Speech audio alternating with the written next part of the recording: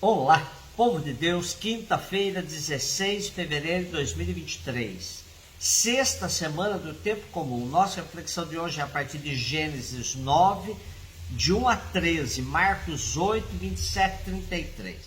Deus abençoou Noé e seus filhos, dizendo-lhes: sede fecundos, multiplicai-vos, enchei a terra.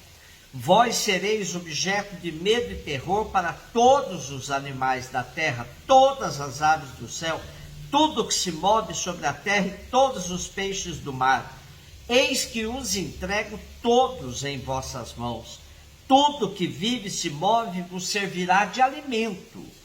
Entrego-vos tudo, como já vos dei os vegetais.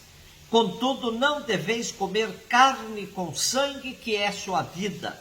Da mesma forma, pedirei contas do vosso sangue, que é vida, a qualquer animal. E ao homem pedirei contas da vida do homem, seu irmão. Quem derramar sangue humano por mãos de homem terá seu sangue derramado, porque o homem foi feito à imagem de Deus. Quanto a vós, sede fecundos e multiplicai-vos, enchei a terra e dominai-a.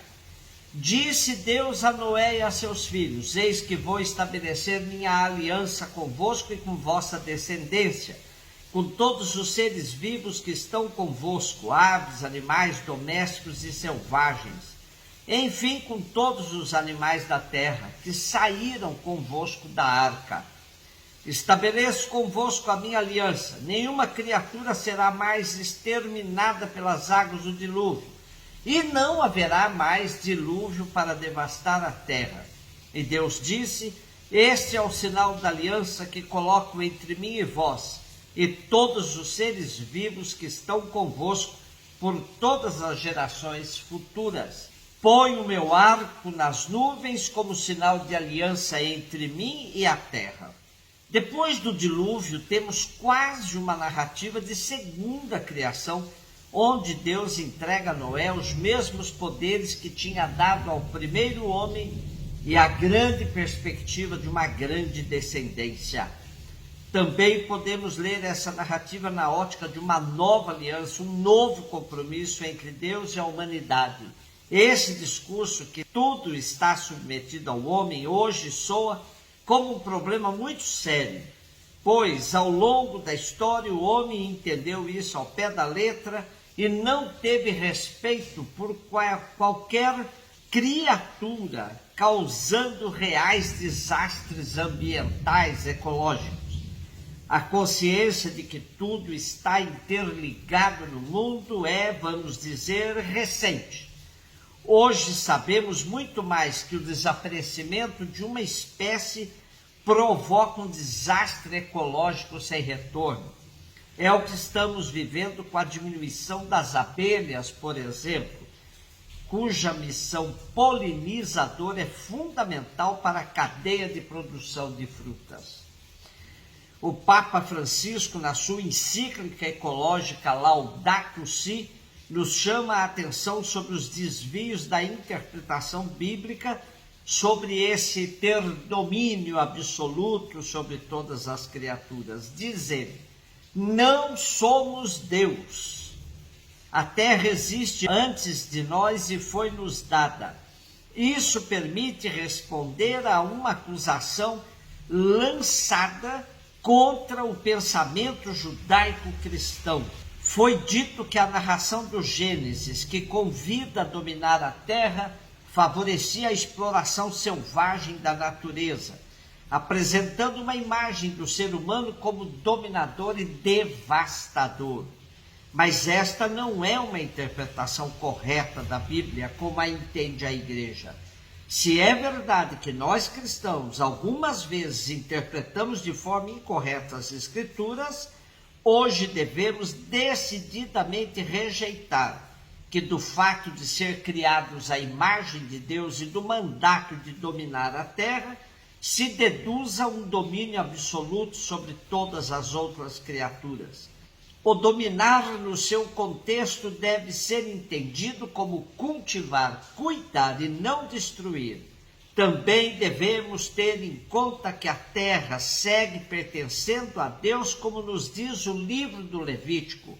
Nenhuma terra será vendida definitivamente, porque a terra pertence-me, e vós sois apenas estrangeiros e meus hóspedes. Por isso, a paz que Deus nos oferece há de levar-nos a respeitar a vida em todas as suas formas, humana e animal, a criar em nós um verdadeiro espírito ecológico. Mais ainda, a vida é sagrada, mais sagrado ainda é o sangue. Por isso não se pode derramar o sangue do irmão, nem alimentar com o sangue dos animais. O sangue equivale à vida. E ainda nos diz o Papa Francisco, o meio ambiente é um bem coletivo, patrimônio de toda a humanidade e responsabilidade de todos. Quem possui uma parte é apenas para a administrar em benefício de todos. Se não o fizermos, carregamos na consciência o peso de negar a existência aos outros. Marcos 8, 27, 33. Jesus partiu com seus discípulos para os povoados de Cesareia de Filipe. No caminho perguntou aos discípulos: quem dizem os homens que eu sou? E eles responderam: alguns dizem que tu és João Batista, outros que és Elias, outros ainda que é um dos profetas. Então ele perguntou: e vós, quem dizeis que eu sou? Pedro respondeu: tu és o Messias. Jesus proibiu-lhes severamente de falar a alguém a seu respeito. Em seguida começou a ensiná-los, dizendo que o Filho do Homem devia sofrer muito, ser rejeitado pelos anciãos, pelos sumos sacerdotes e doutores da lei. Devia ser morto e ressuscitar depois de 3 dias. Ele dizia isso abertamente. Então Pedro tomou Jesus à parte e começou a repreendê-lo. Jesus voltou-se, olhou para os discípulos e repreendeu a Pedro, dizendo: vai para longe de mim, Satanás. Tu não pensas como Deus e sim como os homens. O texto de hoje está bem no meio da narrativa de Marcos, que no seu todo tem 16 capítulos. É central também teologicamente falando. O povo vivia se interrogando sobre Jesus, sua pessoa, o que ele significava. Será o Messias mesmo ou mais um profeta que apareceu em Israel? Conhecemos sua família, sua terra, sua origem, portanto. No nosso texto de hoje é o próprio Jesus que interroga os discípulos: quem dizem os homens que eu sou? Não se trata de uma pesquisa aleatória que Jesus faz, mas depois de tanta convivência, tantos gestos reveladores, ele quer saber até onde vai a consciência de seus discípulos a respeito dele. Em nome de todos, Pedro responde: tu és o Messias. Como em outras passagens, Marcos volta a insistir no segredo messiânico. Jesus proíbe-lhes de ficar divulgando sua messianidade e corrigindo a visão que eles podem ter de um Messias triunfal, começa a falar-lhes do mistério da cruz, que está no centro de sua missão. Ele é o servo sofredor que veio carregar sobre si nossos pecados para nos fazer passar da morte à vida. E quem quiser ser seu discípulo tem de seguir o mesmo caminho da cruz. Pedro percebe o escândalo da cruz e reage como que querendo corrigir Jesus.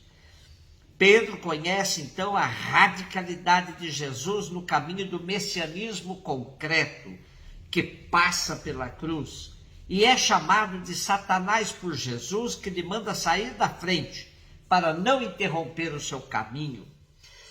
Inúmeras vezes conhecemos no seio da igreja quem prega e crê um cristianismo poderoso, do Deus Todo-Poderoso, daquele Deus para o qual nada é impossível. Quem assim vive e crê se esquece de que Jesus abriu mão de tudo isso, fazendo um caminho de despojamento e simplicidade, rejeitando toda e qualquer ostentação. Nossa fé passa pelo escândalo da cruz e não pelo brilho de palcos e shows. Um beijo no seu coração.